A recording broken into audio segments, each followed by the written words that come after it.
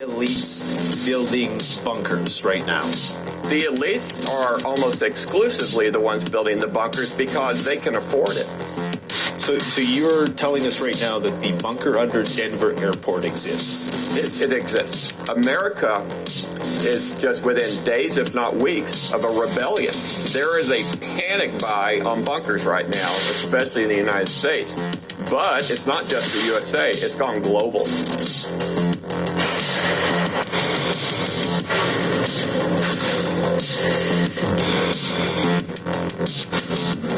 Hi folks, Canadian Prepper here. So it's a great honor today. Once again, Ron from Atlas Survival is in the house. Hey, he came back for some more of this beautiful Saskatchewan weather. You came back and it got cold because it was really warm here for the longest time. But today it's cool, but I've been here for the last 5 days and it was like 80 degrees when I got here. I was like laying out my bikini, putting on my tanning lotion and shooting ducks at the same time. So what you're saying is you didn't catch many ducks then? I didn't catch many ducks, but I caught some rays. I don't know. I don't know if you can see the tan. No, I'm not too tan right now, but but it was warm enough where you could have got a tan. Well, it's good to have you here, man. And we've done this before where we've had an interview where I've asked you all about bunkers because you are one of the foremost bunker building authorities, I would say, probably in the world, as far as I know anyways. Yeah. And I don't want to talk you up too much, but, I think you live up to the hype. So I figured today, we'll just talk a bit about how the bunker business has been doing in the last couple years. We go in greater depth, I think, in our last video about how the bunkers get built. And I asked Ron a variety of different questions, and we go into great depth about everything related to bunker building. So go and check out that video. But I think today I'd just like to ask you, how are you doing? Maybe you could tell us a bit about yourself, the business, and yeah. Well, the bunker business is booming. There is a panic buy on bunkers right now, especially in the United States. But it's not just the USA, it's gone global. And Atlas has showed up as the premier person to call. I can't imagine, to be honest with you, I mean, from the way we make our bunkers, I just can't imagine why anybody would honestly call anybody else at this point. The bunkers that we make today are so much better than the bunkers I made 2 years ago when I did my last interview with you at the hunting house in Wadena. So much has changed. The types of bunkers I'm making, what I'm making, what people like in a bunker is what you have here. They want a lot of storage for a lot of supplies. So I've taken what people want and the comforts that they want to have in a bunker, and I've combined them together, and I've come up with a bunker in the last 2 years, which we call our Platinum Series, and also another bunker called the Safe Cellar. But the one thing they all have in common is they have under-the-floor storage. So when you're in your bunker, you don't feel like you got all these shelves behind you because everything is tucked under the floor, as well as the water tanks and everything. So when you're in the bunker, you feel like you've walked into a freshly made hotel room at a Holiday Inn Express. If you don't have that, what you feel like is you walked into a warehouse or one of those storage units where everything is piled up, and then you can't walk around the bunker because there's food and supplies everywhere. A lot of things have changed in the world in the last couple of years. I mean, I can't believe how bad the world has gotten as far as it just looks like what I thought would take 30 years is going to take a few years. People are worried about the future right now. They're worried about a second round of a pandemic. And I did a video. This is a funny thing. I did a video called Why is Bill Gates Building So Many Bomb Shelters 2 years ago, 6 months before the COVID. And in that video, now Bill Gates has several properties. And on every one of his properties, he put in a $5 million bunker. And he has tunnels leading from the house and all kinds of secret passages and stuff. So anyway, in the interview, he basically says, I'm worried about a virus hitting the earth greater than Ebola. And I put the odds at it around 50% in my lifetime. Now, okay, I'm going to hold it right there. And I'm going to continue and filter through some scriptures. First of all, I'm going to give all praise and honor to Yahweh and his beloved son, Yahweh Shai. That's the true name of our Creator. ancient Hebrew tongue. Okay, because he said, I am the Lord, I change not. Therefore, ye sons of Jacob are not consumed. Those are the Israelites. Okay, the sons of Jacob. Okay, so you just heard a portion of this video regarding fleeing, basically. Okay.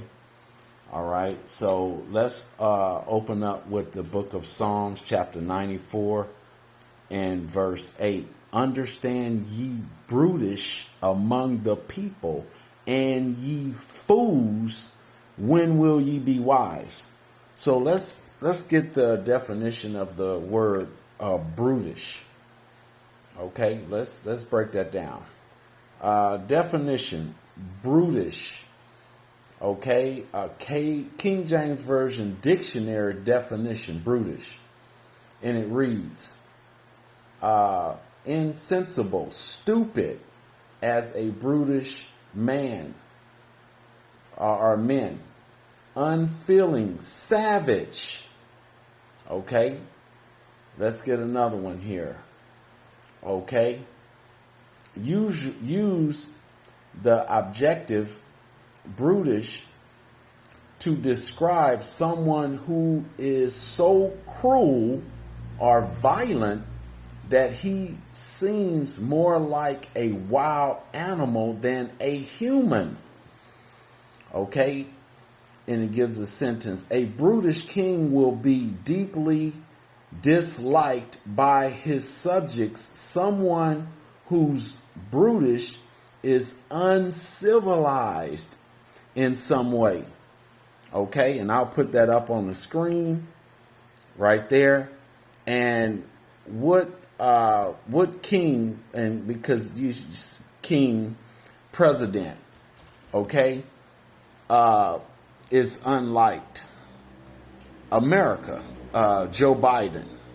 Okay, and I'm not using him as an example, but I'm using him as literally point the finger directly at him, because he's very well unliked throughout the American citizens, and they have announced that very loudly and very loudly. I'll just leave it at that. I said loudly twice, excuse me. But let's continue to read the book of Psalms 94 and 9. He that planteth the ear, shall he not hear? He that formeth the eye, shall he not see? So the Lord see all things. You can't hide nothing from him. You can dig into hell all you want. Hell also is a condition. So you dig in your own pit. Okay? He that chasteth the heathen, shall he not correct? He that teacheth man knowledge, shall not he know? So you are performing a duty that's you're fleeing. You know, I think that's Proverbs 28 and 1. The wicked flee and no man pursue it, but the righteous are bold as a lion. So those righteous are standing on a mountaintop, which is the government's now in their ear, announcing all the atrocities that you could see in one of the background pictures right there, that put us down in the pits of hell underneath the ships to bring us into slavery. Okay? The so-called black man. Okay? Who are part of the tribe of Israel. We're not African Americans, and we're not black. Black is a social construct that was invented by these devils, okay, to bring confusion and take us further back away from our heritage. Okay? But let's keep reading. Okay? The Lord knoweth the thoughts of men, that they are vanity. Okay, so let's go to Job 11 and 7. Let's go to the book of Job, chapter 11 and verse 7. Canst thou be searching, find out God? Okay, can thou find out the Almighty unto perfection? Okay, it is as high as heaven. What canst thou do? Deeper than hell, who canst thou know? The measure thereof is longer than the earth, and broader than the sea. If he cut off and shut up, or gather together, then who can hinder him? So he's gathering his people, the 1/3 of Israel, together to consume this knowledge. To wait, he has awoken his people up, man. This is beautiful. And he's also gathering the other nations for war. He's gathering the other nations for their indignation that's coming. He's gathering these devils to go and build bunkers to try to escape his indignation that's coming. Let's see. Let's keep reading. For he knoweth vain men. He seeth wickedness also. Will he not then consider it? For vain men would be wise, though men be born like a wild ass coat. Okay? So let's keep reading. Let's go to the book of 1 Corinthians chapter 3 and verse 19. Because these devils think they're going to ride off in the sunset when they going to come up from the smoke. With all the bloodshed that's following in them that they've done on this earth, all the wickedness that they have done on this earth, they think that they just going to run and go hide and flee in their bunker and come back and start over. Okay, let's see what the Lord say. This is 1 Corinthians chapter 3 and verse 19. For wisdom of this world is foolishness with God. For it is written, he taketh the wise in their own craftiness. And again, the Lord knoweth thoughts of the wise, that they are vain. Okay? So let's go to the book of Jeremiah 16 and 16. And I'm going to see if I can kind of keep this short, because my recorder on time is not that long. 16:16. Behold, I will send for many fishers, said the Lord. Those fishers are those prophets, okay, teachers that's out on the street corners making videos, okay, consistently. All right, those are those fishers of men that's fishing for the Israelites to come from out of their doings, come from out of the ways, come spiritually out from among the heathens and listen to what the Lord is saying. Okay? All right? And not go with the world, not go with the multitude. He said, follow not the multitude to do evil. And they shall fish them.